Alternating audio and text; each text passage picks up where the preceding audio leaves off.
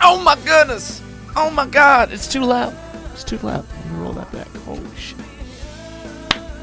Oh my goodness! Oh my god. This is episode 95 of The Weekly Wave, everybody. And my guest is my friend, confidant, musical co-writer, and bandmate, Miss Tommi Lea. Tommi is on the forefront of dropping her first EP with her single Easy to Love You. Easy to Love You should be out right now. It came out on Friday, so make sure you stream it. That's Tommi, Tommilea, Lee. Without further ado, the lady herself, Tommi. Oh my god! Oh my goodness! You know who that is? That's Tommi Lea, everybody. What's kicking, player? You know, it's a good day to have a good day. I'm sick of seeing you. If I'm being honest, I'm really over it. Yeah, well, it's been a strong week. Okay, it's been a strong month. We had 4 sessions on the books. It only took one of those sessions just to be done with this thing. And by this thing, we're talking about Tommi Lea's new EP. No gunshots in the EP. You can fire a weapon in my home. That's fine. Oh, you mean on? Okay, my bad. I'm trying to lay down some ground rules for future guests.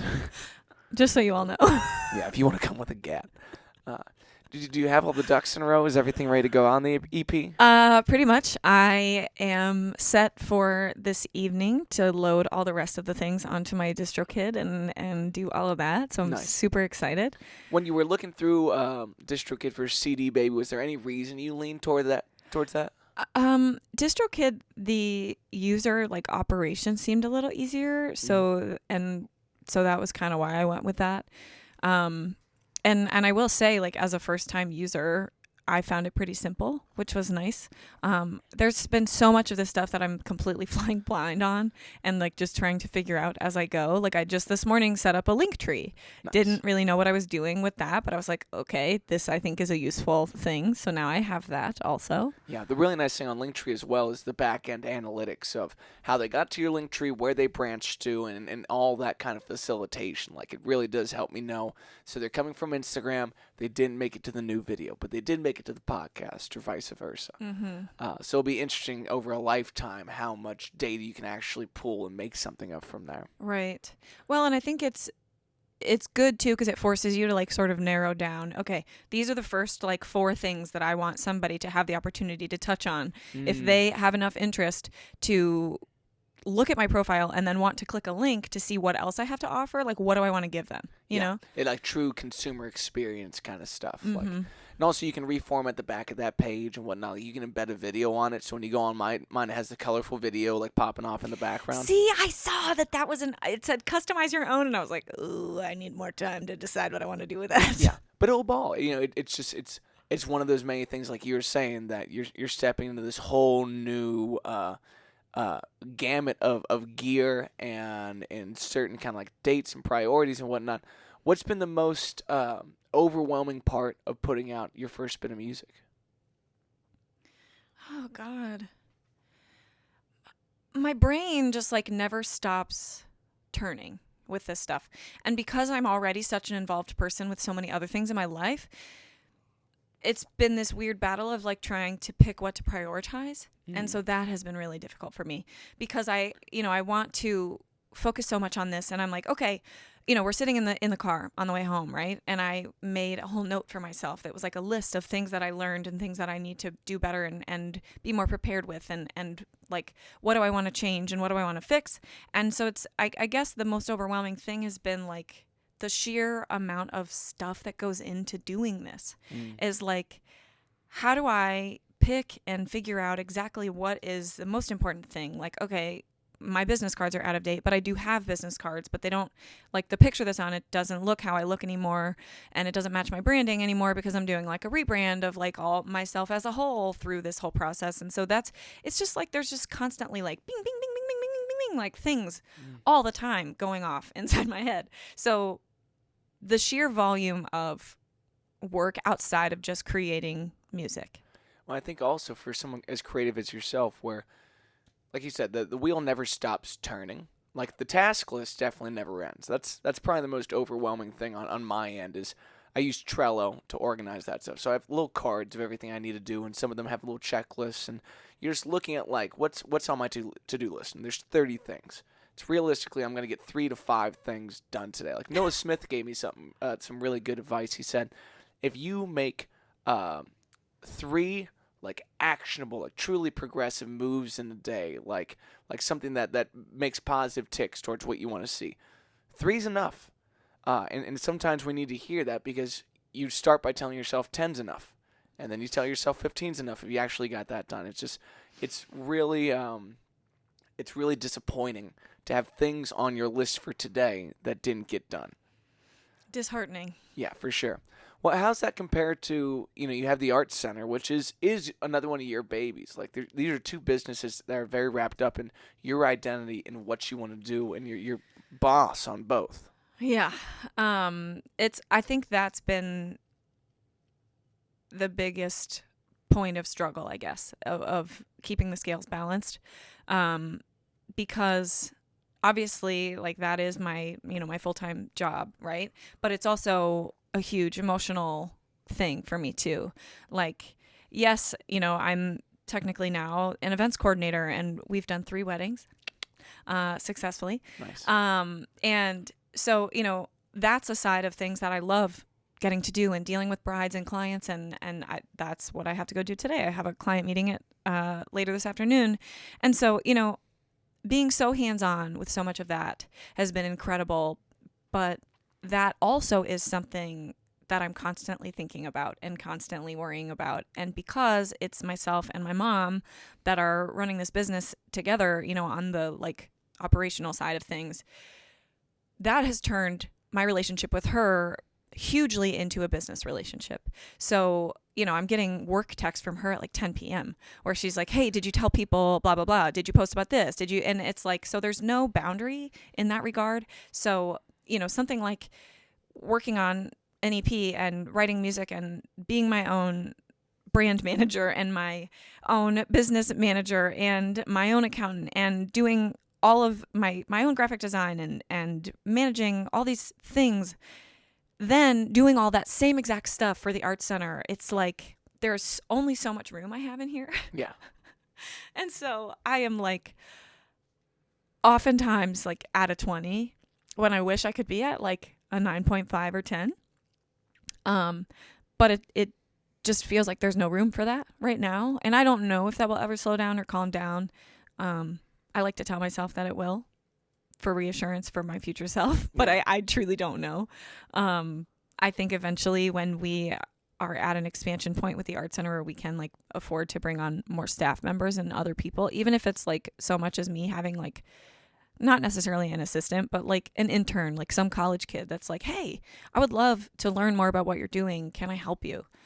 That would be a great thing. And you are also in the bridal district. Like, at least you're in a place where brick and mortar can support each other, and you have people that are interested in that field that hopefully someone can come on and be easily delegated certain tasks that run smoothly. Mm-hmm. But one thing that I think it's different the way that you've approached your solo catalog, your new songwriting experience in this aspect of your brand, because most people start to venture somewhat casually into this.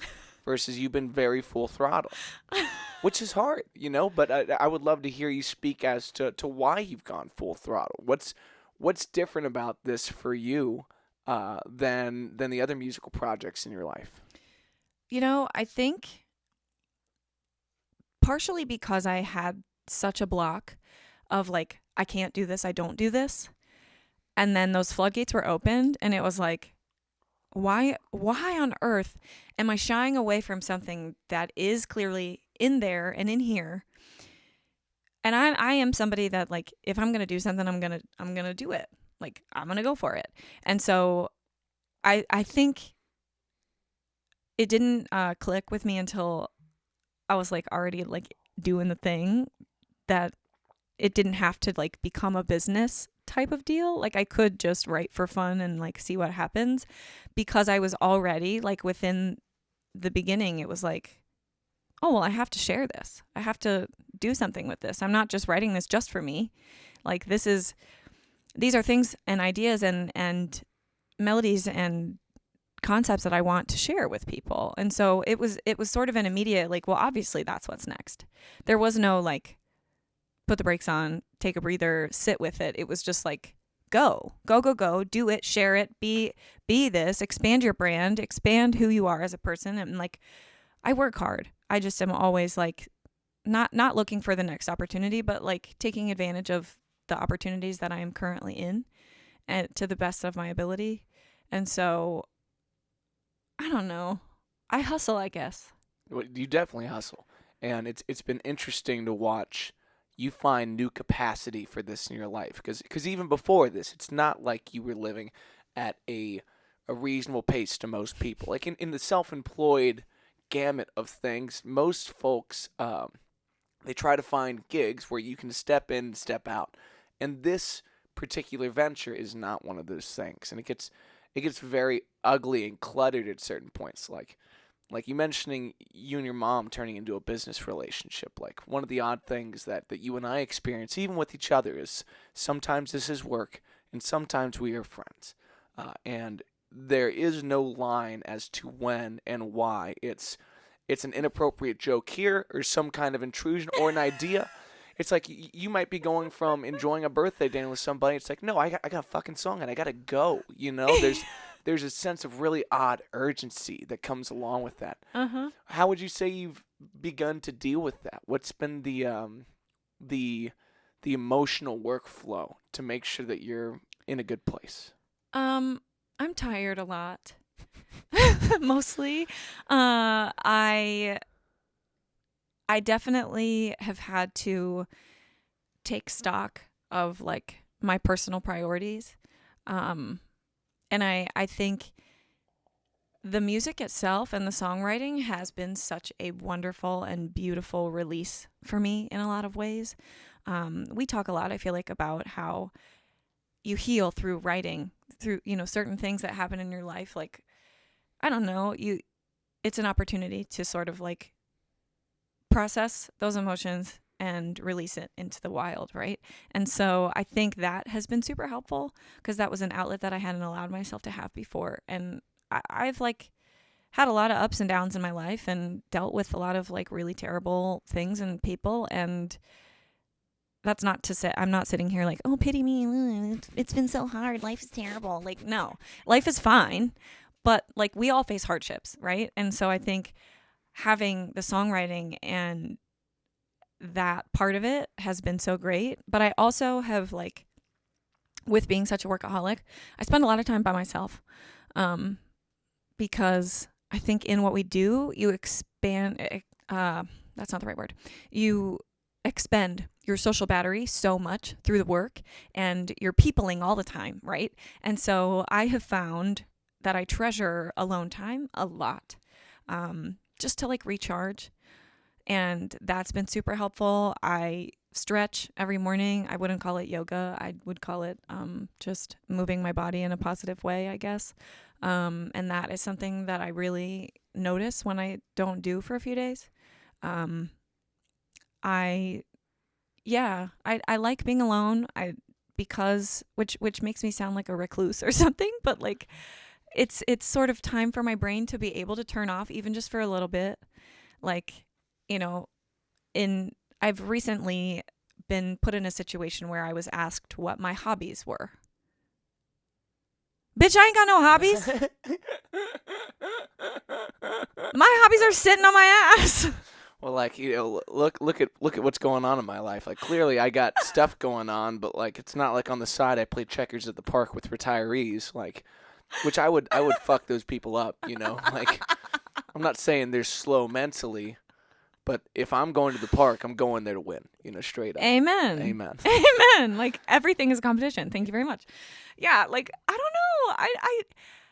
I like to read, but like I don't have time to really sit down and physically read. I like audiobooks. So I spend a lot of time in the car.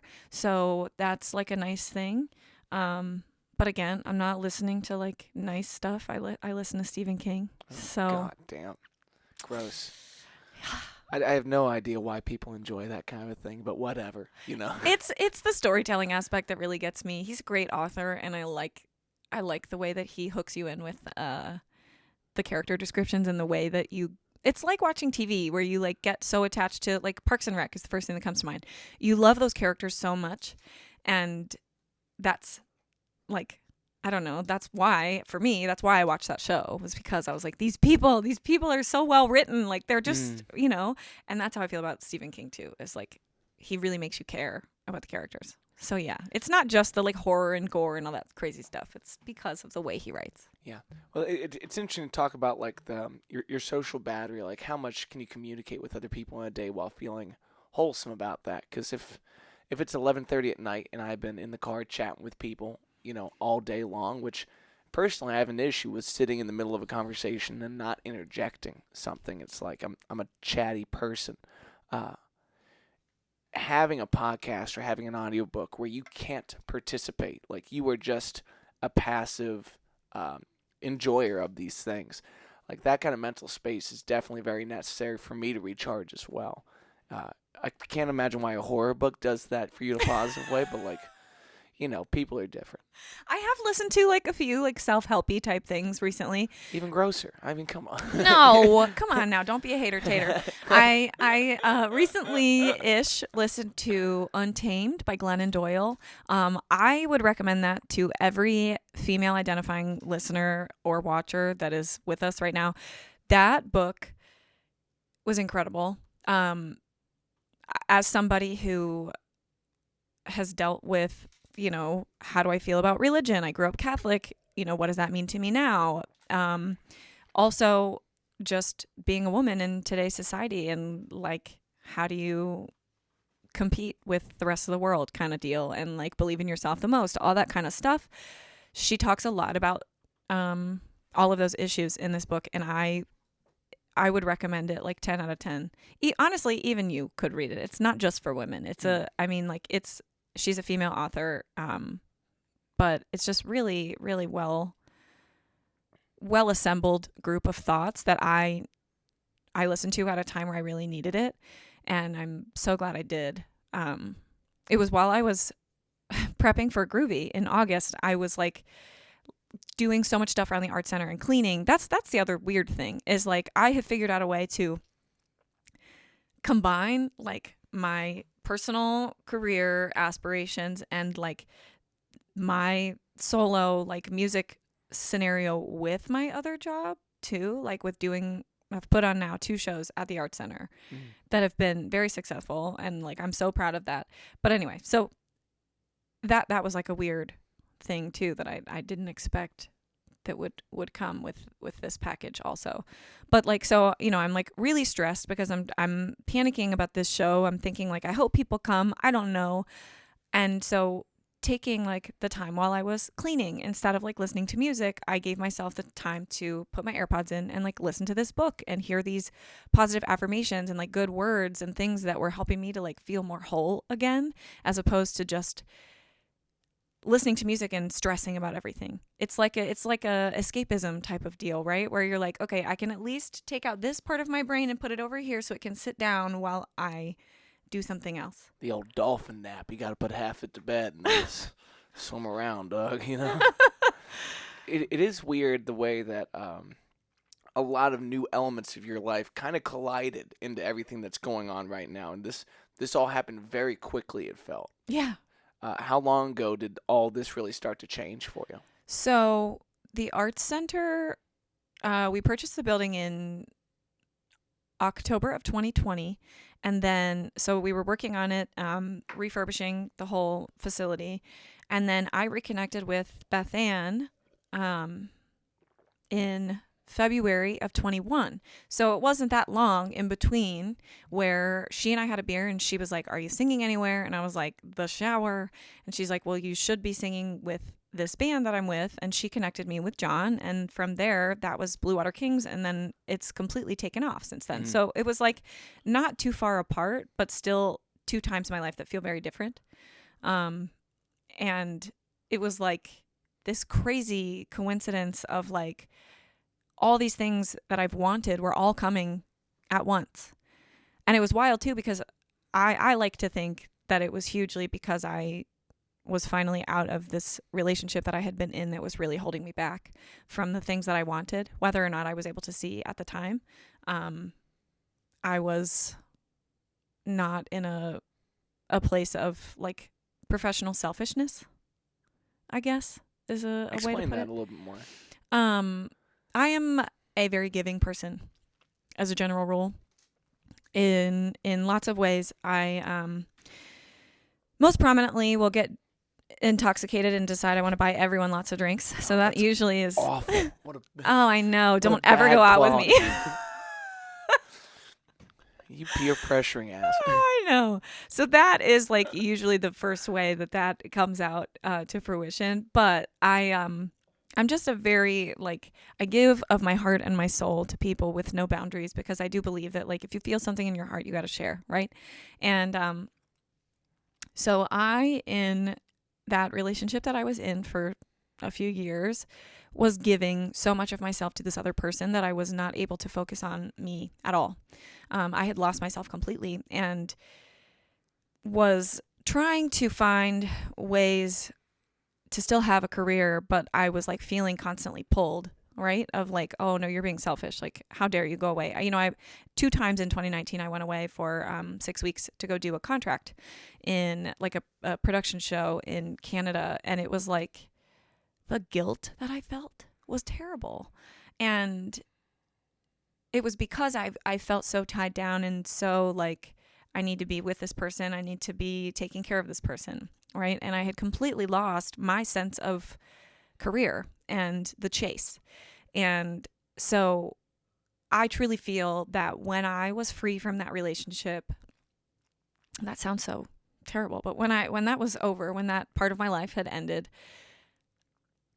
I was able to really like step into the present and reconfigure what I wanted. And I could like, it was like this fog was lifted and I could see my goals again, and I could see things that seemed truly important to me. And like, I wanted to listen to music again. I wanted to sing when nothing was on. I found myself like humming again. It was crazy. I like truly went through this period where I was like so down and so depressed. I like couldn't music, and I'm so glad that I had that experience in life and I know what that feels like, because that's allowed me to really step into where I'm at now. And I think, it sounds so cheesy, but I say all the time, like I'm constantly reminding myself to stay grateful and stay present, because everything is just a moment in your life, right? Everything happens and comes in waves, and I am so happy to be in a place right now where music is such a huge part of me. And that is something that I have made the promise to myself that I can't let go of, no matter who comes into my life. That is my priority. And keeping that fire and that flame alive is number one for me. Yeah. Which is cool. And I think it's really special when you can pivot from a bad situation, especially with the people in your peripheral. Like maybe you got 10 people that are the super regulars in your life. The people you live around, the people you call on hard days, the people you work with. And there's something really odd about cutting ties. Like I remember at Xavier, they would talk about firing customers. And I always thought that phrase was funny, but it's like, if someone's a bad customer, get them out the store, because they're not helping you. And when you talk about friends, like, no, they're not customers, but there's give and take. And if people start to become this pit for your energy and your love and your affection, and there's nothing coming out of that, like, it's ugly, it's hard, but cutting that person out of your life and then doing something productive with that capacity, that is healing. Mm-hmm. And there's not a lot of people with the confidence to do that. I have some friends that have watched them bounce in and out of bad relationships for a couple of years. And I'm like, when are you going to get something that you love that's not a person that's going to walk out? Something that's just not, you can't rely on other people to bring that to you in any way, shape, or form. I completely agree. Yeah. And it's tough, but the music really does that in a great way. And I would love to hear you talk about what it's been like to write for the purpose of healing, but then to see these songs outside of your hands, like you're talking about this woman that came up at the Roosters, like Try a Little Harder is not the song that you would tell me is your best. You know, it's not my favorite of the batch, but someone was moved to tears about this. Like, what's it feel like to see the art doing work without you? I am still reeling, honestly. It's Wednesday and that was Saturday, and I still can't stop thinking about it. Um, I said on the mic at that show, I don't know if it was before or after that song, but I said to the crowd, this isn't a song that I do very often. It's so close to my heart that I'm not usually willing to share it, kind of thing. / I also just don't know that I had felt confident enough in it because it was like the first thing that came out of this nog, and it just sort of like was so vulnerable in a way that I was like, I don't really know about that. But doing it in that scenario and having, so like I mentioned before, but I'll tell the viewers now. Jesus. You theater kid, quit doing that I to can't the people. help You're on their phone right now. That was terrible. just so aggressive. This lady walked up to me. I say lady, she was a gal about my age probably. Walked up to me and said, "Can I hug you?" And I was like, "Yeah, of course, like absolutely." And she said, "I just have to tell you, I just recently got out of an abusive relationship, and that song really spoke to me." She said, "I was crying because I just felt so moved by what you were saying and hearing those words." She said, I'm proud of both of us. And, I was not in a physically abusive relationship. I need to put that out there. There was never any physical violence that happened in my life, but it was very emotionally taxing on me. And so that is my takeaway, is like, sometimes there are things that can happen in our lives that beat us up emotionally. Right. So, I am still like shaken by the fact that like something that I felt that I wasn't sure about sharing moved people. And she was not the only one that told me that. I had another woman that came up and said, she said, what? She actually showed me a note on her phone and she said, this lyric, was this your song or was this a cover? And I said, that was my song. She said, that was so beautiful. She said, I need that song. Where can I hear that song? And I said, well, actually, that one's a vinyl exclusive. Bang. She said, well, I'll buy it. She said, I have to be able to hear it. I have to be able to listen to it. And that is like not just the selling part of it. It's the fact that something that I wrote that came out of my brain and my heart spoke to somebody. And that right there, that is why I went full throttle with this, because I truly believe that I have enough faith in myself now to know that the things that I have to say and the ideas that I have are worth sharing with people. And that is like a massive step in like my self-confidence and my belief in myself. There was definitely a time in my life where I would have never thought that. And so it's very cool to have watched like my personal progress happen through all of this and like sharing that. And so, I was like taking notes and trying to like remember every little thing that happened on the road, because it was like, these are the moments I don't want to forget about. And when I'm like stressed about, are my business cards going to come in? Is the vinyl going to be ready in time? All these things that are like in the grand scheme of life, not that important. The ideas and the way that I'm able to like make a difference and touch somebody, that's the important thing. Yeah.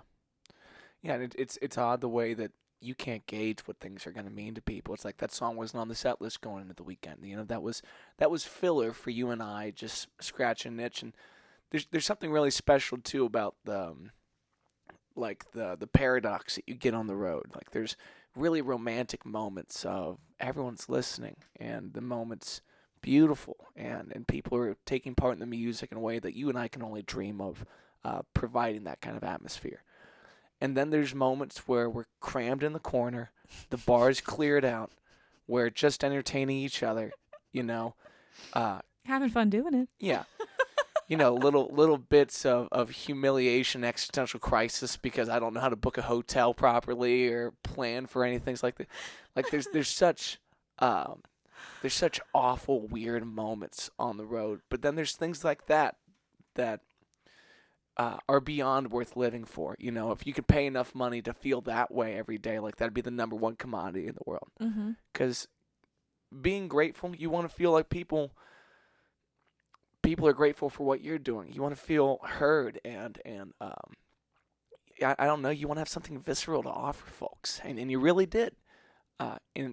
One thing that I thought was very interesting the weekend, especially listening back to the set, not participating, just mixing it down, sending it to you, is hearing your voice in between the songs. Getting to represent Tommi Lea rather than this band or this show or this production, whatever it be.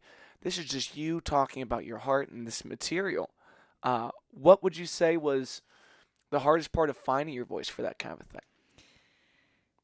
I think because of my theater background,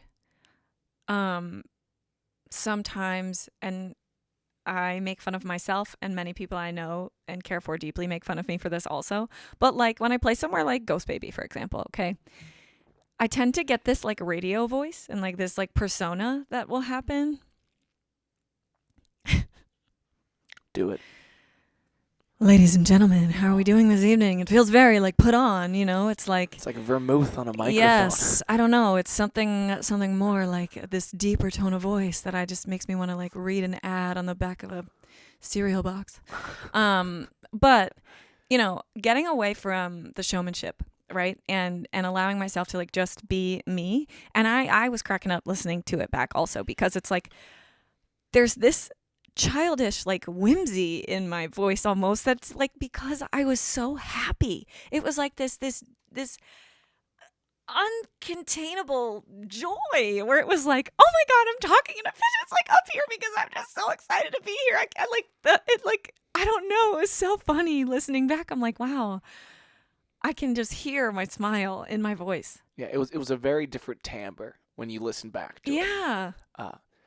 I've had people say the same thing. It's like you sound like you're using a different voice. It's like sometimes we inflect a character that we don't realize doesn't fit the character, and it's like it's just that little bit of play. Like I found out that people like me to be a little more overt when I'm on the mic because I mumble a lot, and if I try to deliver a joke like this, it's like it's not going to hit. So I have to be a little bit more outside of myself. Mm-hmm. But I've seen you do MC work. I've seen you somewhat in the theatrical roles. But that was very much like you're speaking to me normally, and you had that, like you said, some whimsy to it. And it's weird to listen back in those moments because you start to revise certain aspects of your set, the premise of the song, and how you actually get a point across. But sometimes you just say it right the first time. Like with Try a Little Harder and Right Wrong, like, I looked over and, like, I know you can cry on command. Like, that's one of the things you do. Like, and maybe the first two nights I felt like you were in the show. At the Roosters, like, you were just in the song. You were sitting on the couch in that living room in that space. It's like, and it was heavy. And people felt that. And it's interesting to watch you refined the muse of the song while you're delivering it, Mm-hmm. Yeah. It's that sort of like, I don't know, figuring out over and over again and like reminding myself why it's important, I guess, and like pinpointing why am I scared to share this song? What makes me afraid? What about this is uncomfortable? Because that right there is exactly the reason I need to share it. The fear is where it needs to come from. The fear is the fuel, right? The hesitancy to be willing to share is exactly why you got to do it. And I think like I especially on Saturday at the Rooster really, really was like this doing Right Wrong first. I was like, okay, I got them. Like they're in. Like I have set this up. We're having fun, high energy stuff. And then it's like, we got to slow it down. I'm going to give you this. And it was one of those where I was like, I want to try a little harder if they're going to take it in stride. But like, I wanted to feel first, because I would have just said to you, like, let's not do it if it didn't feel like they were enjoying. Yeah. But in that moment, it was like, no, okay. And now we're here, we're sitting in this. And I think I said in the set, like, well, since we're already sad, let's keep being sad. It's like we're already in this sort of place. Let's churn that butter a little bit more, Churn that butter. Wait, and it's great to be in malleable environments like that. Like I obliterated your set list that night. I forgot everything we were supposed to play in the order. I'm calling wrong songs and shit. But it's funny when the room decided what needed to happen there, and so you just steered left, and it ended up being the highlight for a lot of people. And there's something that when you're talking about like the vulnerableness, the discomfort in sharing something like that, getting over that fear does not mean people are gonna love the song and praise you for being vulnerable. It's like you're gonna take risks and eat shit in the pursuit of songwriting, in a definite sense. But there's people in both of our lives that are holding themselves back from getting uncomfortable, and there's so much of the joy to be found in that. And there's a lot of hardship to be found in that. But what would you say is your advice to someone who's sitting on the brink of writing a song, even for just them? Let yourself take a breath and think about how it would feel if you're not just holding those emotions to yourself anymore. Consider the possibility of the lift that you feel in releasing those emotions, and let that motivate you to be willing to kind of get over that hump and just try it. Just see what happens, because you don't know. And like you said, like, you're going to fall flat on your face a bunch of times. I sang Try a Little Harder at the first Muse that I did and cried through like the whole thing. I remember that. That was rough. Like, weird to play. It was weird for me to play, and you're just not singing it. No, I'm kidding. Well, but like, Damn. But I was also grateful for you in that moment, because you were like right there. Just, you continued on, and you were like, you're good. Just take a breath. You got it. And like, as a friend, I appreciated that so much. It's making me like well up now. But that was a moment where I was like, that was pure fear, because that was the first time I'd ever sang that song in front of anyone, I'm pretty sure. And, that was this like, I mean, I wouldn't say I was paralyzed with fear, but I was like overcome with the of it all, right? And luckily, the people that support you and support the Muse are wonderful human beings. And, everybody was like, don't stress about it. Sarah Gorak was one, like, she commented later on about it and was like, the hard things to share are the things you really need to share. And I totally agree. Like, in that moment, it sucked, right? Like, I was so embarrassed. Even when we were done, I was just like, oh my God, get me out of here. Like, that was terrible. But having time to reflect on it, it was like, no, that was an experience that built me to being able to do something like I did on Saturday, where it was like this very vulnerable, very emotional thing for me, but I didn't break down because I've gotten past that point with that song. Yeah. So you gotta be able to like be willing to put yourself out there and like experience the hurt in front of people. Yeah. And taking those risks as regularly as you can too. Mm-hmm. Like, that's the different thing about Cincinnati versus an LA or an NYC or something like a major market is you have people offering stage time to people trying to push their own works across. Versus in our city, there's a lot of people who are making a living off of catalog that is already indiscernibly hits. And it's like, so now you're pitching something new into the ether and catching yourself in a moment of, I can't do this, I'm choked up. There's a couple of songs in my life that make me sick to my stomach to play. But if you don't do it a couple of times, the moment where you have a golden opportunity to break some fucking hearts, you're not going to be ready. Mm-hmm. So you need to have people and communities and clubs that will support people falling on their face happily, so that there can be moments of, victory in them. Because you will get back up. Yeah. You got to hope. There's some people that have been defeated by those things too, and that's fine. Come and go in the business as you need to. Like, another thing from Noah's conversation the other day at the Muse was, this is not meant for everybody. This is a hard-nosed game, and everyone would like to write the song that gets that off their chest. Everyone would like to do it, but it takes a lot of at-bats and a lot of shitty songs, things you're not happy with. Like, I got a song I wrote for my buddy, who, my favorite bartender, just because he was just an absurd person, okay? And he passed away maybe about a month ago. Hef texted me about it. I woke up to a text at 5:30 in the morning from Hef being like, Jeremy died. And I was like, how? Didn't it make any sense?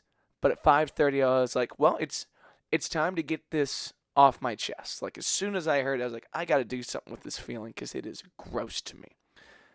And I wrote something that morning I was very happy with. Then I went back and I tried to play it, flopped. Tried to play it, flopped. Maybe 8 times in, I just felt like I couldn't get this fucking song right. It was driving me nuts. And then you start to get really insecure about it. You're one thing that bothers me about that particular one is I think about playing it for my buddy, who would bust my balls about this song. Like, this guy was hilarious. At the end of his obituary, it's in direct quotes.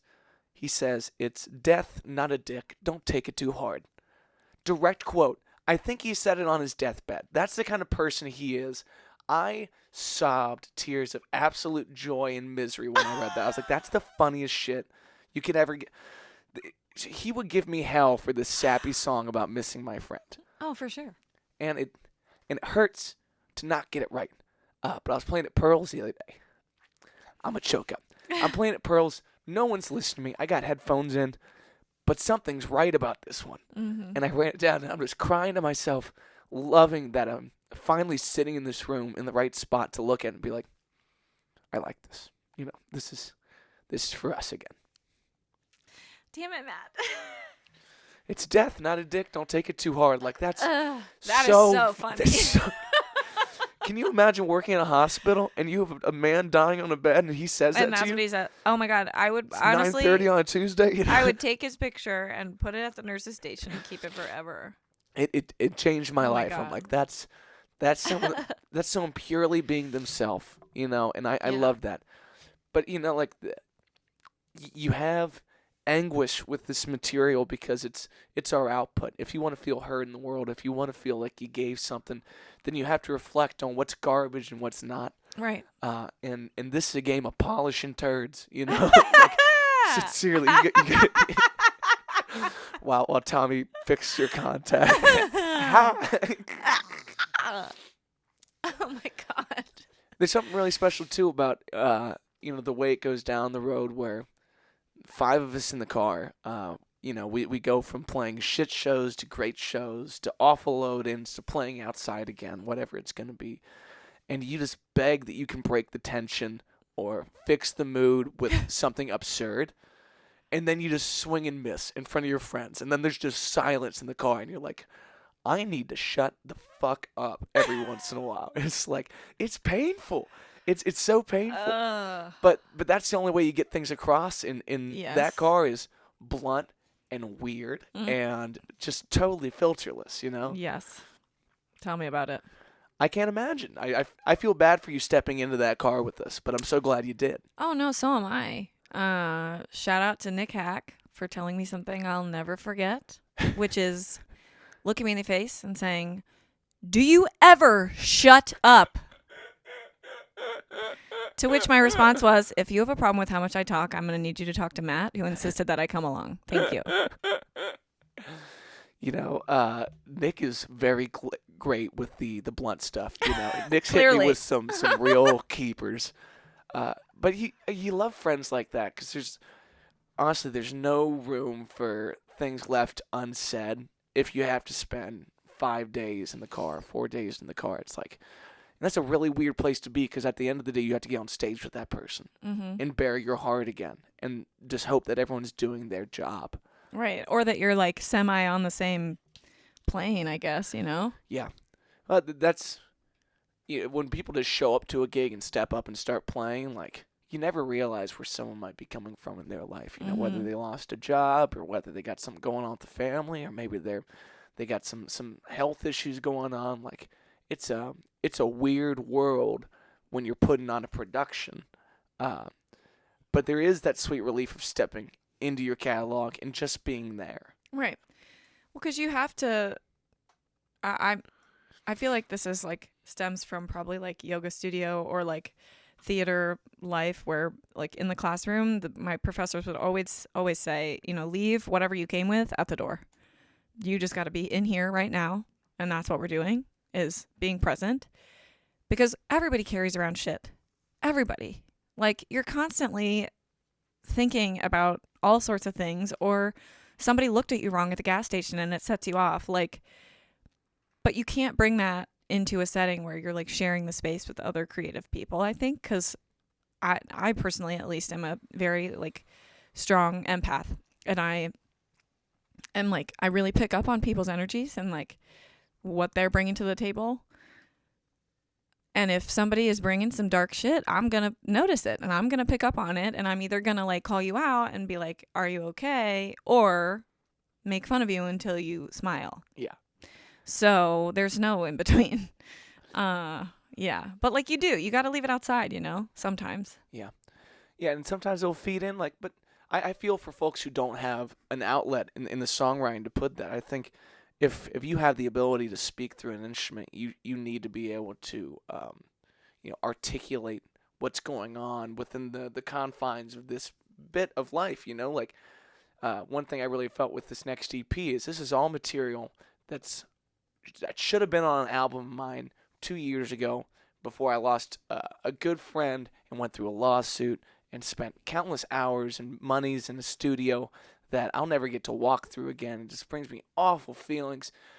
And I wish I would have been able to take the picture and say I'm done with it. But instead, I'm still looking at these songs on my computer, and I'm filled with all these concerns of what someone else told me isn't good enough. And there's something really special about not being so precious with your output as well. Just write it. If it came out in 15 minutes, great. If it came out in 2 years, that's great too. But if you sit over this and you just stare at it and say, I'm not going to show anyone until it's perfect, then you're never going to show anyone. Yeah. You know, art should not have this aura of absolutely cleaned and dialed. It should be guttural when you feel it. Mm-hmm. And I'm happy that I'm reattempting these tunes. But again, it makes me angry that I wasn't able to take the actual picture when this was going on, when these songs fell out of my heart and the band was playing them initially. Mm-hmm. Well, because that's such a cool feeling, like hearing your songs, like being born in a sense, and being created as a whole. Because like, I mean, at least in my experience with you, it's the two of us, and I sit and sing a melody and you play something on guitar and come up with something, and then it's a matter of like watching it all get built out further after that, right? So I can only imagine for you, as somebody who does hear not only the melodies but also the instrumental part, getting to watch that come to life has to be so fulfilling for you in a different way, you know? I think it's in the same way, and that's why, like, you know, I've had these conversations about like what's important about having a chordal outlet. It's just being able to have no one else get in the way of your direction. Like, in that experience, I had someone that would try to tell me what was good and what was bad. And I ended up resenting that person to the nth degree and needing to get them out of my life. It's nice to have accountability. But when it comes to creative processes, you need to have a clear leader of where this thing is going. And so many people get caught up in, as Mike Heffron once put, the polyamorous relationship of a band, where too many people have input on this thing. It's like, no, if it felt right to the person in charge, go. And if you have good collaborates, that's awesome. But I needed to get people out of my head so that I could get out of my own head, you know, and just be free to work in this plane. Mm-hmm. And then you start to bring in talented people that you respect the way that they're going to manipulate. So when you walk downstairs and the horn section's ripping and you're saying, how far are we? And I said, this is how far we are, and we're 10 minutes from being done. it is like watching the water break and everyone's standing there and like, holy shit, it's here. It's done. And I was really surprised with the EP how quickly we were saying like, it's done, it's off, and then you're just holding this thing. It's like, what do I do next? Right. Like, what now? I had somebody ask me recently that is not a musical person, like, so what's next? Like, what are you going to do now? Like, once you release that, like, and I said, well, keep writing, write more, like, continue. There's no, this is not like I've hit the finish line and so now I am successful and I am finished with this. It's like, no, this is the beginning. Mm-hmm. And I think every chance you get to create a song or a musical moment is the beginning. It's an opportunity. Yeah. Every single time is a chance to create something beautiful. And it's not always going to be beautiful. They don't have to be every single time, but why not take the chance to try and see what happens? Yeah. Well, it's a muscle too, like there's days where you don't want to write that you should write, because when you just practice your skill of being inspired and capturing that, on a page or in a visual sense, the moment there's something really worth capturing, just like Saturday night, you have been there before. This isn't the first time you took a free throw. So the moment the game's on the line, you're not worried about that kind of thing. It's just another free throw. Mm-hmm. And there's a really weird thing for all of us that because of the way that the record industry used to work, you'd think you only get a certain amount of at-bats. I can only put out 3 albums, and if I'm not huge by the end of those 3 albums, then I'm cooked. No one gives a shit. It's like, no, I had a guy on the last episode, Riverkin. He told me he has 200 songs on Spotify. 200. I was shocked. I was rolling through his discography, and some of those have millions of plays, and some of them don't. And there's, again, the preciousness thing that, like, the internet is a catch-all, and you never know when something's just going to be sitting there living its life outside of you. Try a little harder, just on the internet, and someone finds that 5 years from now and says, this is what I needed. And the song takes on a life of its own. It's an 18-year-old living in Colorado trying to send you a message like, Mom, I need bail. Like there's these things are going to get to live their own freedoms out. And you just have to be back here, continually sending new things into the ether. Right. Because why not? Yeah. Like, I think we as creative people have been given a gift. And if you're not taking advantage of that gift and using it to the best of your ability, you're slacking. Yeah. And there's also something about participating that makes you enjoy things more. Like, I didn't enjoy songwriters until I was a songwriter. And then I started to give a shit because I can admit my faults. I can admit the things I suck at. I'm learning new things I suck at. But at the beginning of every song, especially a new one, like, be a beginner. Dig into the things that you are impressed by, that you're inspired by in that. And there's so many folks that are in the shit-talking category that haven't gotten a chance to try themselves and be fulfilled by that, so they can't be happy for you on this side of it. Mm-hmm. And as we push for more folks to try your own creative hand at living your life, don't assume that you need to fall into this concrete structure that someone else gave you. When you start to live with that kind of freedom, you start to enjoy other people's output more. It's going to help our listener populace to have more people that learn to play. Like, I think about the way that live music would affect people 75 years ago, where the entertainment of a household wasn't a radio, it wasn't going to be a TV, it was a piano in the corner of the room. And if you didn't know how to play that, then no one's being entertained. So people actually having the facility to try something on their own made it more appreciative when they saw something great. They've struck out in T-ball, so it's cool to watch a guy hit a fastball in the MLB. Like, we need to encourage folks to try their own hand at this if they want to have the fulfillment that we do at the end of the day. Mm-hmm. I agree. I think it's an interesting place to sit where we both are, where we're involved with the, like, corporate side of entertainment world and, playing people's weddings and playing corporate events and that type of thing, where you are doing countless cover songs. I can't tell you the amount of times I've sang I Want to Dance with Somebody. Like that is so ingrained in me now it's like second nature. I could do it in my sleep because it's been so many times. So that side of things makes this side of things so much more fulfilling too, because like, I do not devalue the cover land because it pays the bills. And also, I think that it's super cool and important that we get the chance to create such a beautiful memory for these people on what is like the biggest day of their life thus far, right? Mm-hmm. Like we are the soundtrack for the most important day they've ever had, And I try not to let that go ever, because I do see, and I know you deal with it too, like we get a lot of jaded people that have been doing this a long time, and they don't necessarily feel the joy anymore of like doing cover songs. And there are days where like it's tough for me too, and I find myself like driving to the gig like, oh my god, I've had like such a long day, I don't want to do this right now, like whatever. I have to like let that go and be willing to like just enjoy, right? Because at the end of the day, I'm making music with people that I like, and that's cool and fun, right? Like that's awesome. But again, I think that like that part makes the original part so much cooler. Yeah. Because it's like I love it. I just love to sing, right? And so I don't care what I'm singing. People are always like, "What kind of music do you sing?" I'm like, "Whatever you pay me to sing." Period. Yeah. Well, that's like that's the 9 to 5 of this world, mm-hmm. and there's so many people, like you said, that they are so unenthused by this.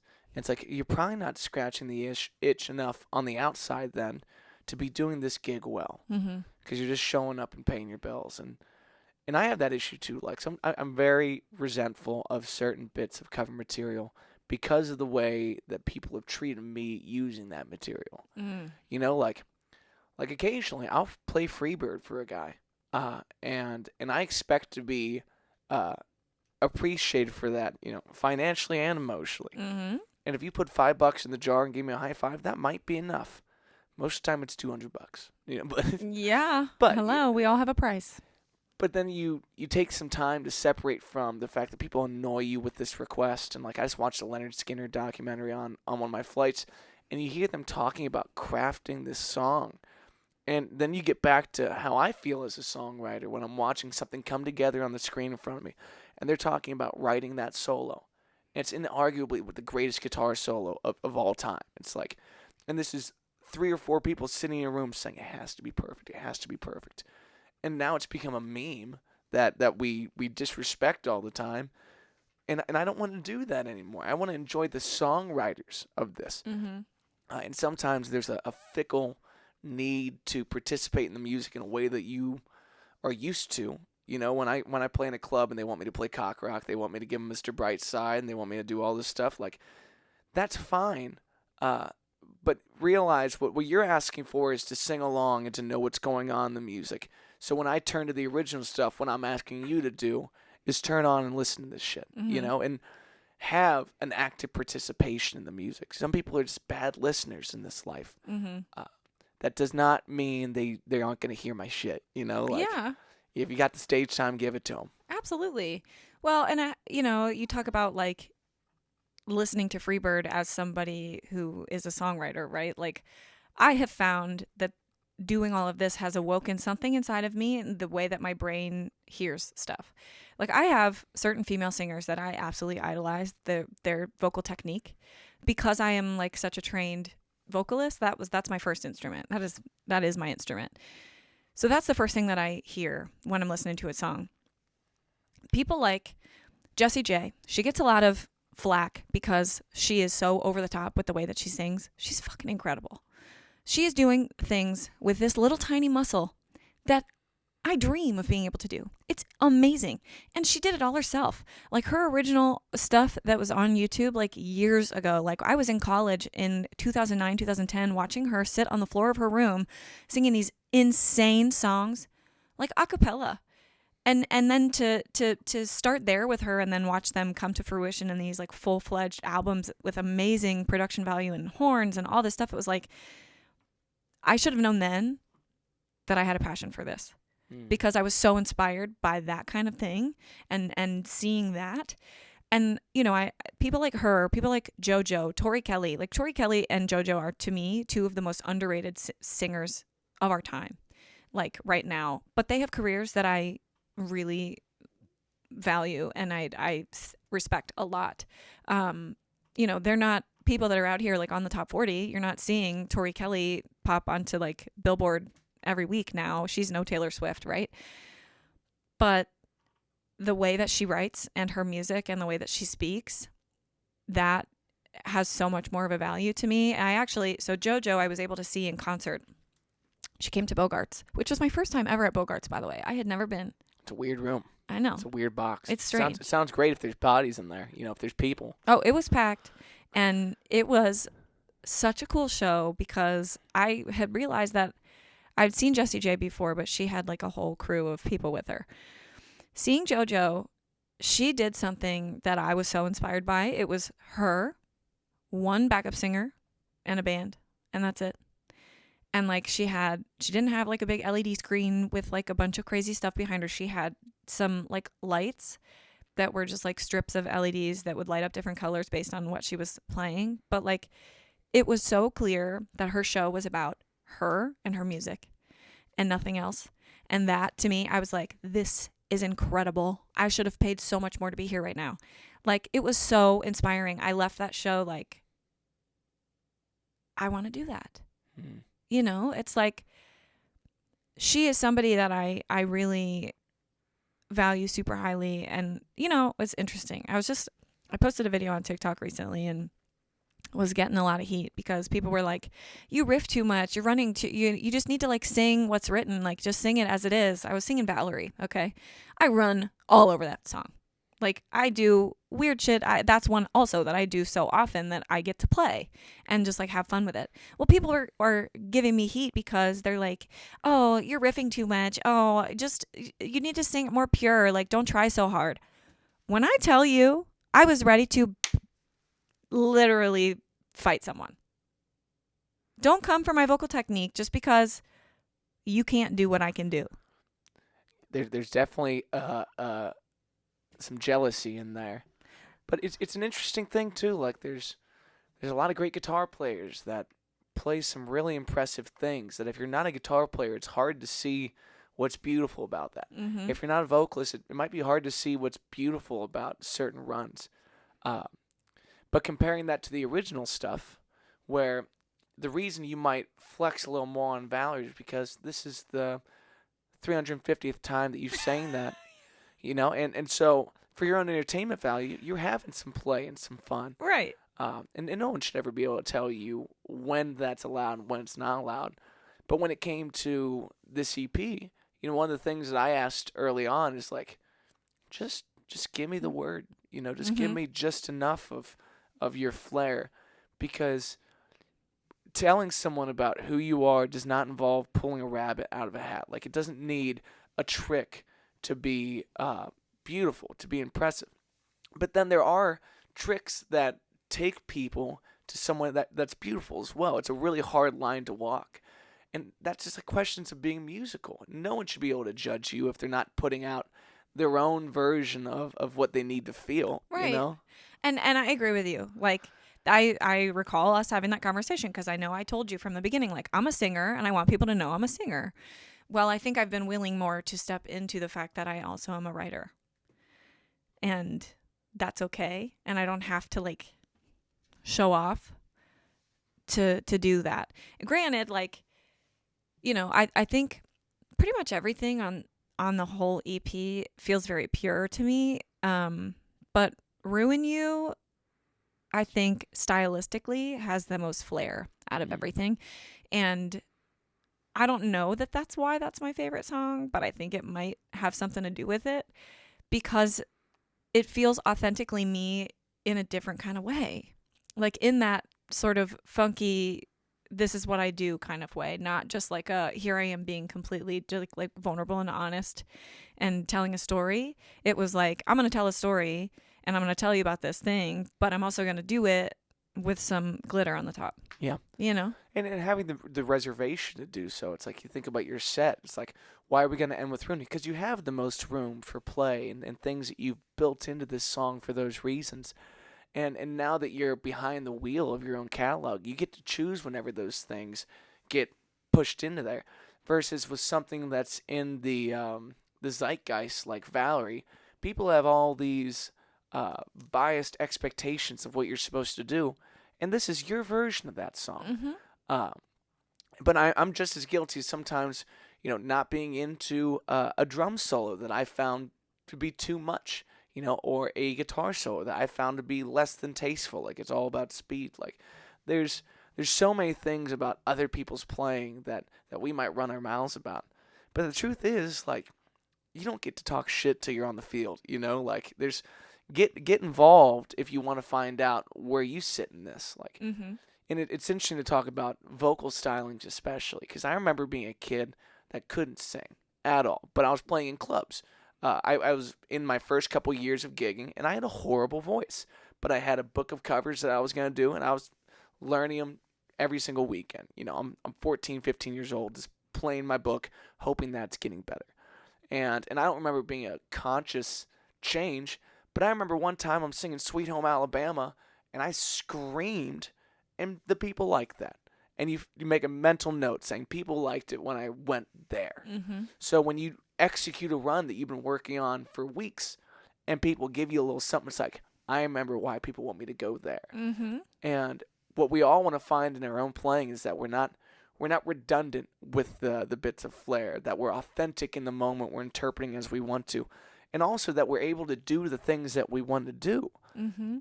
It's a tough game, though. It's like, that's why you drill and whatnot. That's the things that people don't see off camera, is that every single one of those runs that you did in Valerie came from you being in the car for 30 minutes saying, run it. Right. Try it. How's this work? I just said to Nick the other day in the car, because we were listening to, he had Scary Pockets on, which highly recommend to anybody out there. But the guy, I don't even know what track it was, but he was doing some really cool shit, okay? And I was like, and I turned to Nick and I was like, you know what is interesting? Is like half the battle of being a singer is just copying other people's riffs. Or like hearing something that you like that someone else did and running it back and running it back and running it back and trying it and trying it and trying it until you can either do what they did or do your own version of what they did. And, the beauty of that, I guess, in a way, is that like ain't nobody going to be like, I swear I've heard that riff in another song before. Like they're going to be like, oh, wow, that was cool. Or they have no idea what you just did. It's an interesting point. Well, I think there's some people that will point out a riff and say, I know where you took that from, but we steal everything. Right. It's like matter is not created nor destroyed. It's like we only have a certain amount to work with. The cells of my body and the cells of your body were probably on the same tree at some point millennia ago. Like, ideas are just part of our communication with each other. It's part of being a person. Don't get caught up on the tree. We'll go to Home Depot after this. I got shit. I'll show you what I'm talking about. It's all in the topsoil, deal. Only for going to Menards. But, you steal from your heroes. You steal from the things you like. And admitting those things didn't just come from you is an important part of enjoying them, too. Like, my favorite progressions that are in my songs have come from other songs. And it's my little bit of manipulation. And I'm sure you've had the moments in your life where people come up, they're like, I love the way you sing that. You're like, I'm trying to sing that as close to the record as I could. And you're telling me that's my version. It's like, we have different ideas of what's going on here. It's a weird game, TL. It is. But I think, it makes me think, like, as a writer, how has that influenced my brain too? Like with the way, like, thinking about Ruin You, right? Like the way that those vocal flourishes came about, we were just playing, right? It was like we had built the loop of the song and it was like, okay, like the very first day that we recorded that, it was like, just lay it down, just try it. This is the verse form. This is where the chorus will come in, like just see what happens, right? And the play aspect is so huge, and being willing to be flexible. And in that that room, especially, it was like, okay, I'm just going to like try a bunch of stuff and see what sticks. And there are still runs and vocal phrasings from that very first take that I still use, because it was like I was feeling the inspiration, I was feeling the vibe, and this is what came out of it. And I don't think they came from anywhere else, but like, is everything I do influenced by something? Yes, of course. We are creatures that live through inspiration. Yeah. So, you know, I don't know. It's a beautiful, beautiful process. This whole like writing and feeling the like creative juices flowing and like allowing it to happen, and those waves to crest and then crash and see where they land. And I don't know. It's so cool. Yeah. It's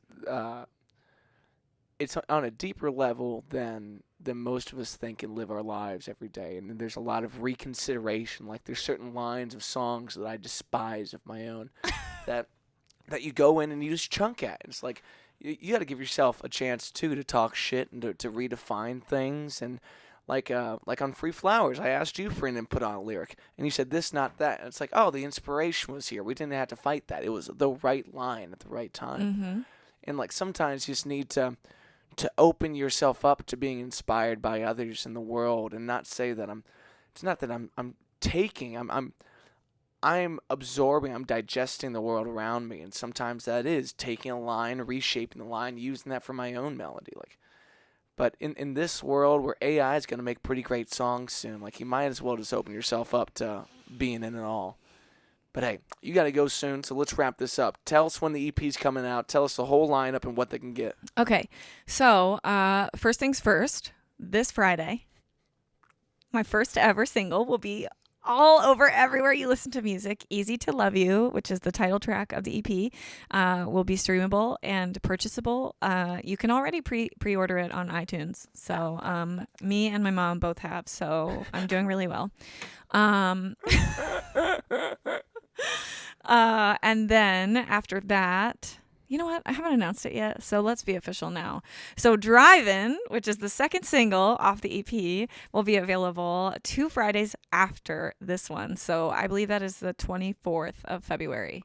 I think it's nice. February 24th. Drive-In will drop everywhere you listen to music. And then 2 weeks after that, the whole EP, Easy to Love You as a whole, will be streamable, purchasable on March 10th. So in prep for that, we've got March 9th. We're doing a show at Everybody's Records. It's going to be an acoustic set. Me and Matt will be playing through the tunes and talking about the record, talking about the process, selling merch. Fresh line. Because I have that. And then on March 11th, that's Saturday, I'll be headlining at Ghost Baby, doing an EP release show and party and having a good old-fashioned good time. From what I have been told, most of the reservations are already full, so sorry. That's sick. Yeah. Again, my mom and my sister got tables, so... So y'all been slacking, is what I'm hearing. Well, again, that's something I haven't announced yet even, and it's already filling up. It's a good club. Yeah. It's the right thing. I know. I feel like so much of my come up in this scene happened at Ghost Baby. It just felt right to be able to do the show there. It was like, I have such an emotional connection with this place and have like I really cut my teeth there. And so I feel like it was meant to be to do that there. But yeah, so lots of exciting stuff coming up. I am overwhelmed with joy and artistic fulfillment right now, and like I'm just soaking it all in because it's amazing. Well, you're doing great things with the TO. I love you, Holmes. Thanks for coming. Love you too. Peace Players, the weekly wave. That was Tommi Lea, everybody. Again, make sure you check out her debut EP coming out, I think in about 2 weeks. But her debut single, Easy to Love You, is available right now. I played on a little bit. I'm very grateful that I had the opportunity to be a part of it. So make sure you follow wherever you want to. And like and subscribe to the channel if you dig the podcast. Take care in the meantime, y'all.